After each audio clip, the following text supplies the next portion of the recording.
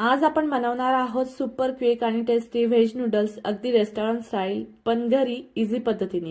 ही recipe 10 ते 15 मिनिटांमध्ये तयार होते। तर त्यासाठी इथं बघा असे व्हेज अख्खा नूडल्स घेतले आहे। त्यासाठी पाणी बॉईल करायला ठेवलं आहे आणि थोडं मीठ टाकलं, थोडं तेल टाकलं आणि नंतर आपले नूडल्स ऍड करून 5-7 मिनिटं हे बॉईल करून घ्यायचे आहे। फक्त 80% बॉईल करून घ्यायचे आहे।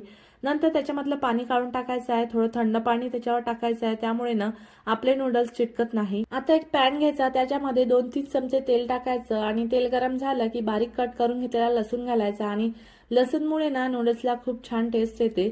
लसूण परतून झाला की कांदा घालायचा, कांदा पण छान 2 मिनिटं आधी व्यवस्थित परतून घ्यायचा त्याचा कच्चेपणा जाईपर्यंत आणि नंतर बाकीचे व्हेजिटेबल्स ऍड करायचे आहे। इथं मी पत्ताकोबी, शिमला मिरची आणि गाजर घेतला आहे। ते छान हाय फ्लेमवर मस्त टॉस करून घ्यायचं आहे, कारण रेस्टॉरंट स्टाईल नूडल्ससाठी ना हाय फ्लेम खूप इम्पॉर्टंट आहे।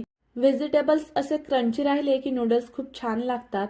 आता काय करायचं आहे, आपल्याला सोया सॉस ऍड करायचा आहे, चिली सॉस ऍड करायचा आहे, green chilli sauce, red chilli sauce आणि थोडंसं व्हिनेगर ऍड करून व्यवस्थित मिक्स करून घ्यायचं आहे भाज्यांमध्ये आणि नंतर बॉईल करून घेतलेले नूडल ऍड करायचे आहे आणि हलक्या हाताने मिक्स करायचं आहे, त्यामुळे नूडल्स ना तुटणार नाही याची काळजी घ्यायची आहे।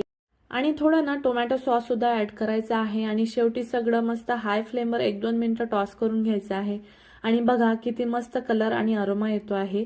तर इथं आपले नूडल्स रेडी झाले आहे। शेवटी अशी कांद्याची पात टाकायची आणि आपले गरमागरम व्हेज नूडल्स रेडी आहेत। वरून स्प्रिंग ओनियन टाकलं आहे।